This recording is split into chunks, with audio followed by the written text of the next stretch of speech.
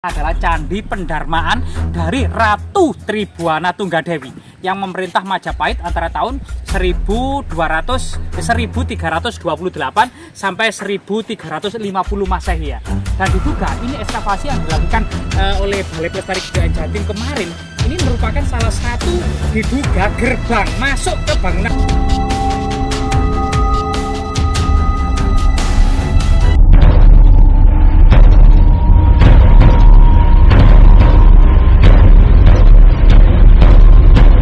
Arkeolog ya, Balai Pelestari Kebudayaan Jatim telah menemukan begitu banyak struktur-struktur peradaban era Kerajaan Majapahit. Dan kali ini yang sangat menggemparkan adalah sebuah situs yang diduga adalah pondasi bagian dari gerbang masuk ke bangunan suci.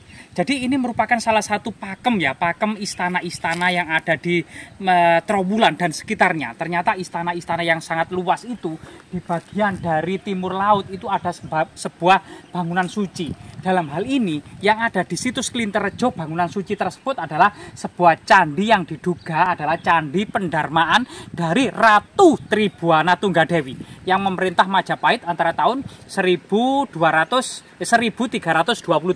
sampai 1350 Masehi ya. Dan diduga ini ekskavasi yang dilakukan oleh Balai Pelestari Kebudayaan Jatim kemarin ini merupakan salah satu diduga gerbang masuk ke bangunan suci tersebut. Jadi struktur tembok batu bata merah ya yang diduga memang gapura masuk ini karena memang ini bagian dari pondasi, kita kurang tahu bagian dari ujung atau atapnya. Entah berbentuk paduraksa atau kori agung sebagaimana situs Bajang Ratu atau berbentuk bentar sebagaimana kemudian situs Wringin Lawang ya yang pernah ditemukan yang masih berdiri kokoh. Bagaimana kemudian situs-situs istana kerajaan Majapahit terutama kemudian untuk memasuki bagian dari bangunan suci ternyata memang dibagi sebelah barat itu ya agak ke selatan itu senantiasa sebagaimana kemudian jika kita melihat ke situs Candi Jawi yang ada di Pasuruan itu juga sama, yaitu gerbang dan gapura masuk ke bangunan suci itu berada di bagian barat dan terletak agak ke selatan dari sebuah orientasi Candi Pendarmaan yang ada di bagian timur ya. Nah ini sesuatu yang sangat luar biasa sekali. Kita ketahui bersama bahwasanya memang Majapahit yang besar pada masanya tidak banyak kemudian orang-orang mengenalnya. Orang-orang Indonesia, orang-orang Nusantara, orang-orang Jawa Barat. Mungkin orang-orang Jawa Timur masih teringat bagaimana kemudian Jawa Timur adalah lokasi dari keberadaan Kerajaan Majapahit yang pernah berjaya di abad ke-14 lalu. Namun sebagian besar masyarakat Indonesia sangat samar-samar mengenal dengan kebesaran Kerajaan Majapahit yang pernah mengayomi seluruh Nusantara. Bahkan masyarakat dunia pun sangat minim yang mengetahui sejarah Kerajaan Majapahit. Mungkin dalam peradaban dunia, Majapahit pernah menghancurkan pasukan Mongol dalam sebuah peradaban dunia pada waktu itu di abad ke-13 Masehi ya. Namun kemudian mana lokasinya, di mana istananya, karena peradaban kuno ini sangat tua, lebih dari 700 tahun yang lalu, silih berganti peradaban yang ada di Jawa ini, sehingga kemudian istana-istana yang ada di Majapahit ini tinggal reruntuhan saja. Jadi Majapahit memang didirikan oleh Raden Wijaya setelah mengalahkan pasukan Mongol tahun 1293 yang memiliki istri yang pertama adalah Tribhuwaneswari sebagai Parameswari, yang kemudian memiliki istri yang kedua yang bernama Narendra Duhita yang tidak memiliki anak. Tribhuwaneswari atau Parameswari ini memiliki putra yang bernama Jayanegara, menjadi Raja Majapahit yang kedua ya, yang memerintah Majapahit antara tahun 1309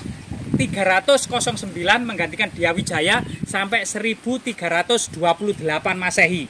Namun kemudian mangkat karena ada peristiwa Ratanca, digantikan adiknya. Adiknya ini sebenarnya dari ibu yang lainnya. Jadi Dyawijaya ini memiliki 4 orang istri. Yang pertama tadi kita ulang Parameswari, yaitu Tribhuwaneswari, kemudian Narendra Duhita, yang ketiga adalah Prajna Paramita yang juga tidak memiliki anak, dan yang keempat adalah Gayatri Rajapatni. Dari Gayatri Rajapatni inilah kemudian memiliki 2 orang putri yang bernama Dyawiyah Rajadewi Maharajasa dan kemudian Tribhuwana Wijaya Tunggadewi. Dyawiyah Mahadewi Maharajasa ini menjadi Rani di Daha, kemudian Tribuana Wijaya Tunggadewi ini menjadi Rani di Kahuripan. Jadi ini salah satu kemudian sebuah konsep negara kuno pada masa kerajaan Majapahit yang dikuasai oleh keluarga dekat raja saja, sehingga kemudian ketika Jaya Negara menjadi raja di Majapahit, kedua adiknya yaitu Dyawiyah Raja Dewi menjadi Rani di Daha dan Tribuana Tunggadewi menjadi Rani di Kahuripan. Sehingga situs Klinterrejo ini disebut sebagai pendarmanaan dari Ratu Kahuripan atau Rani Kahuripan ya, yang bernama Tribuana Wijaya Tunggadewi.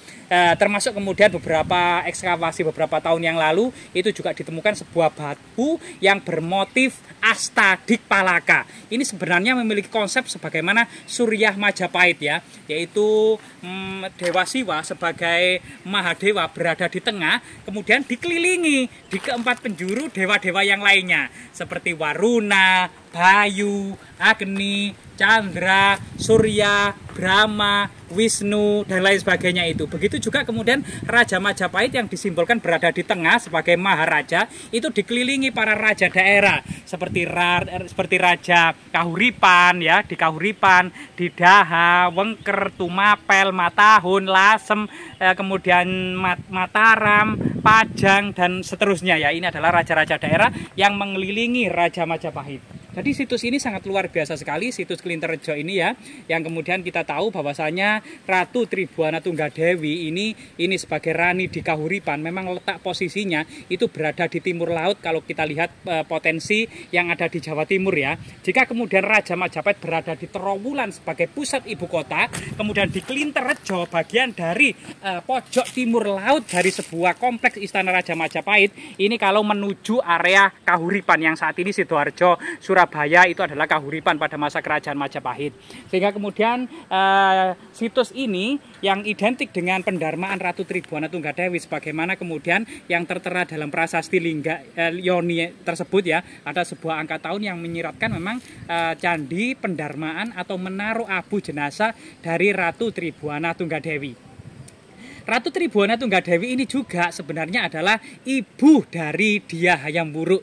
Jadi ketika putranya ini sudah menginjak usia 16 tahun, maka sang Rani ini mengundurkan diri dari Ratu Majapahit menjadi raja daerah kembali di Kahuripan tahun 1350 dan menyerahkan tampuk pemerintahan Majapahit sebagai Maharaja ya, itu adalah Dyah Hayam Wuruk yang dikenal dengan Raja Sah Negara yang memerintah Majapahit antara tahun 1350 sampai 1389 Masehi sampai mangkatnya. Dia didampingi oleh orang-orang yang hebat pada masanya, termasuk Ratu Tribuana Tunggadewi, neneknya yaitu Gayatri Rajapatni, kemudian Patih Sepuh yaitu Mahapatih Gajah Mada, termasuk Bre Wengker, termasuk Bre Tumapel ya, yang menatah pertanian seluruh Jawa Timur, yang mensensus dan menatah masyarakat desa-desa ya seluruh Jawa. Ini adalah Bre Wengker dan Bre Tumapel ya, yang menatah pertanian dan penduduk desa. Ini semuanya demi kemudian kemakmuran yang ada di Majapahit. Sehingga kemudian Majapahit di bawah masa Raja Hayam Wuruk, yaitu putra dari Tribuana Tunggadewi ini mengalami puncak kejayaannya, tidak terlepas dari orang-orang hebat yang ada di belakangnya. Sehingga kemudian situs ini ya, jika kita lihat gitu ya, batu bata ini mengingatkan adalah batu bata era kerajaan Majapahit. Jadi sangat tebal sekali dan sangat kuat sekali karena tidak ada sekam ya, tidak ada campuran sekam pada masa lalu, melainkan hanya tanah liat, campuran pasir, beberapa adonan yang sangat rahasia pada masa kerajaan Majapahit. Dan kita ketahui bersama, disinilah kemudian jika kita lihat gitu ya, ini adalah tembok dalam dari sebuah bangunan suci ya, yang diduga memang ini ada gerbang, ada bagian bulatan ya. Di situ kemungkinan ada gerbang besi gitu ya, yang menghadap ke arah barat, yang berada di bagian barat daya dari sebuah kompleks bangunan suci Ratu Tribuana Tunggadewi yang didarmakan sebagai seorang Wisnu ya, atau Parwati, atau seorang aliran agama Siwa, bukan Wisnu, Parwati, yaitu istri dari Dewa Siwa. Sehingga kemudian pada masa Majapahit tidak bisa dipungkiri merupakan kerajaan kuno terakhir gitu ya yang ada di Nusantara seiring dengan perkembangan agama Islam, sehingga kemudian Majapahit pun muncul bersamaan dengan munculnya Samudra Pasai di ujung utara, di ujung barat dari Nusantara, sedangkan di Jawa Timur mulai berkembangnya kerajaan Majapahit yang memiliki corak agama Hindu dan Buddha. Namun tidak bisa dipungkiri, sebagai kerajaan Hindu-Buddha terbesar, Majapahit juga mengayomi berbagai macam aliran dan agama-agama lokal seperti Kabuyutan, Karesian, ya, Kapitayan dan lain sebagainya. Dan di sini memang salah satu bukti kalau kemudian teman-teman kita yang ada di belahan atau di daerah-daerah masih kemudian ragu, masih skeptis dengan kebesaran kerajaan Majapahit di masa lalu. Inilah buktinya ya. Jadi sebuah bukti di sini batu bata kuno era kerajaan Majapahit terpendam di kedalaman tanah sekitar 1-2 meter, dan ini ternyata bagian dari pondasi. Entah kemana kemudian bagian atas yang menjulang tinggi kita tidak tahu ya, kita tanya rumput yang bergoyang. Entah kemudian dahulu di bawah ke kerajaan-kerajaan daerah selama penaklukan Majapahit, atau kemudian dimanfaatkan oleh warga di masa-masa yang lampau atau pada masa kolonial, kita juga kurang tahu. Tapi yang jelas setelah kemudian bisu 1000 bahasa di kedalaman tanahnya, para arkeolog mulai menyibak satu persatu jejak-jejak pondasi dari istana, gapura, candi pendarmaan, termasuk bangunan-bangunan mandala dan gerbang-gerbang istana mulai terkuak kembali dan ditemukan kembali. Jadi Ratu Tribuana Tunggadewi yang tidak lain dan bukan adalah putri dari Gayatri Rajapatni yang merupakan istri termuda dari Raden Wijaya. Ini memiliki 2 putri, Tribuana Tunggadewi dan Dyawiyah Raja Dewi Maharajasa. Sehingga kemudian Tribuana Tunggadewi ini termasuk kemudian wanita yang tangguh dan berhasil melahirkan seorang raja yang hebat yang bernama Dyah Hayam Wuruk. Semoga kemudian situs-situs ini terus memberikan pelajaran dan memberikan pelajaran yang berharga akan sebuah sejarah yang gilang gemilang di masa lalu. Bahkan hampir tidak ada di daerah-daerah situs sebesar situs yang ada di Trowulan ini. Hampir 5 kecamatan penuh dengan tembok batu bata kuno yang memanjang ratusan meter, bahkan berkilo-kilometer ya. Itu mulai dari kemudian Jatirejo, kemudian Suko, Trowulan, Mojoagung sampai Mojowarno. 5 kecamatan ini diduga dahulunya merupakan ibu kota atau kota dan istana kerajaan Majapahit di masa kejayaannya ya. Yang kemudian karena pertikaian internal dan berlarut-larut, perang paregrek, akhirnya kemudian kerajaan Majapahit ini mulai pudar. Memang tidak bisa dipungkiri secara alami peradaban manusia mulai tumbuh, berkembang di puncak kejayaannya, awal-awal keruntuhannya sampai kemusnahannya, sebuah pola-pola sejarah yang tidak bisa dipungkiri karena itu memang sesuatu yang sangat natural atau alami ya, sebagai konsep kosmologi. Jadi sangat luar biasa sekali jika kita mendapati jejak-jejak peradaban yang terus ditemukan oleh Balai Pelestari Kebudayaan Jatim ini ya. Semoga bermanfaat dan mungkin teman-teman bisa kemudian merasakan sendiri, termasuk menggali, membrowsing ya, karena sekali lagi Kang Ega ini bukan ahlinya, bukan alat pemuas yang bisa memuaskan teman-teman semuanya. Tetap kemudian carilah informasi sebanyak-banyaknya dari teman-teman yang lainnya. Semoga bermanfaat.